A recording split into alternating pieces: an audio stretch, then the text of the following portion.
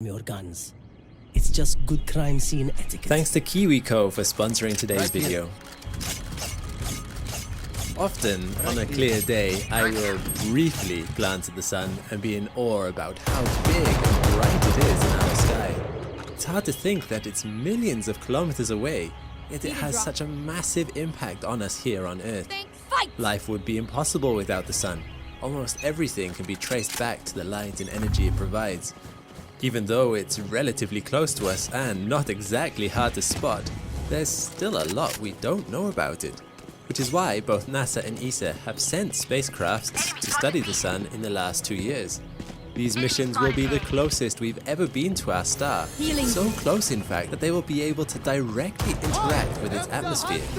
So why are we sending these spacecrafts to the sun? What will they do there? What have they found so far?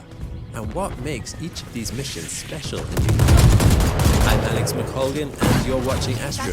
And in this video we will investigate NASA's Parker Solar Probe and ESA's Solar Orbiter and how they will explore our own magnificent star, the Sun. One enemy remaining. The Parker Solar Probe was announced in 2009 and was launched on August 12, 2018 on a Delta IV heavy rocket. Reloading. It will use 7 Venus flybys over nearly 7 years to gradually shrink its orbit around the Sun.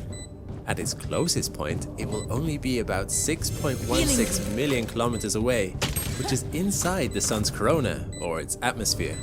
Being that close would feel like 500 suns in the sky beating down at the same time, with the temperature reaching up to 1,400 degrees Celsius.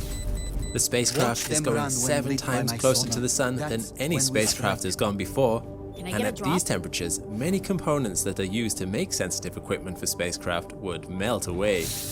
To protect the spacecraft and all its equipment, it is shielded by an 11 centimeter thick carbon composite shield, which can withstand these high temperatures.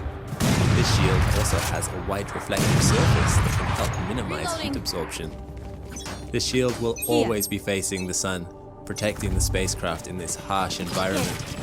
Being far away from Earth and orbiting a very dangerous object, this spacecraft is, by necessity, as autonomous as a space mission has ever been.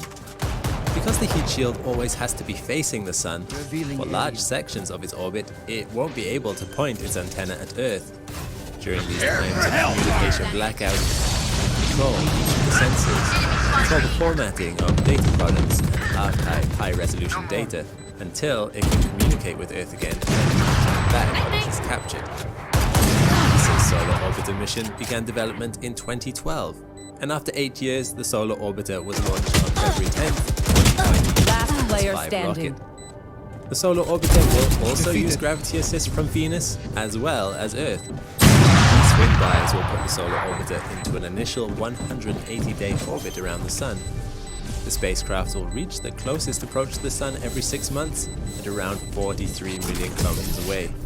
This is comparatively much further away than the Parker probe's closest approaches, but just to give you an idea of the temperatures at this distance still, at 43 million kilometers from the Sun, the temperature can reach up to 500 degrees Celsius, as the sunlight will be 13 times more intense than what we feel on Earth. The Solar Orbiter is protected by a heat shield made with titanium foil layers about 40 centimeters thick, which is not as effective as the Parker probe's heat shield, but still enough to protect the spacecraft on its dangerous mission. It is surprisingly difficult to get a probe into a close orbit around the Sun, as it takes 55 times more energy to go to the Sun than it does to go to Mars. You see, the Earth is always moving sideways relative to the Sun at very high speeds, about 30 kilometers per second, or 180,000 kilometers per hour. In order for a probe to successfully enter into an orbit around the Sun, it must cancel out almost all of that motion. This is why both the Parker and Solar probes were launched using 2 of the most powerful launch vehicles available at the time, the Delta IV and the Atlas V. The objectives of the Parker Solar Probe and the Solar Orbiter are similar to a great extent. Both of these missions aim to find out more about our Sun's corona, its solar winds, coronal mass ejections, the structure of the Sun's magnetic field, and simply how it all fits together. The Sun, like all stars, is a ball of plasma. Plasma is superheated matter, so hot that the electrons are stripped away from the atoms, leaving an ionized gas. The Sun has an atmosphere of extremely hot but tenuous plasma extending out for millions of kilometers called the Sun's corona. Get out You of can my see way! the plasma atmosphere in this image, although typically it is far harder to see than the Sun itself, One enemy as the remaining. Sun's outer Last player layer, known as the standing. photosphere, is much brighter. The ideal time to spot the Sun's corona is during a solar eclipse, we know the drill. when the moon Stick to blocks your out roles the and we'll crush photosphere it. disk, leaving just the wispy arms of the corona visible. The strange thing about the Sun's corona is that its temperature is between 1 million and 3 million degrees Celsius, whereas the Sun's surface temperature is only about 5,500 degrees Celsius. And currently, we don't really know why. And while the Sun's corona looks substantial, its brightness is deceiving. It is actually magnitudes less dense than Earth's atmosphere. The Sun continuously releases huge amounts of plasma and radiation into space, which is known as the solar wind. Solar wind is not very strong or dense, and the Earth's magnetic field diverts most of it harmlessly away. While a lot of solar wind does get redirected around the planet, some gets funneled towards the planet's poles, where ions from the solar wind collide with atmospheric oxygen and nitrogen atoms, the interactions of which emit beautiful colors we see in auroras.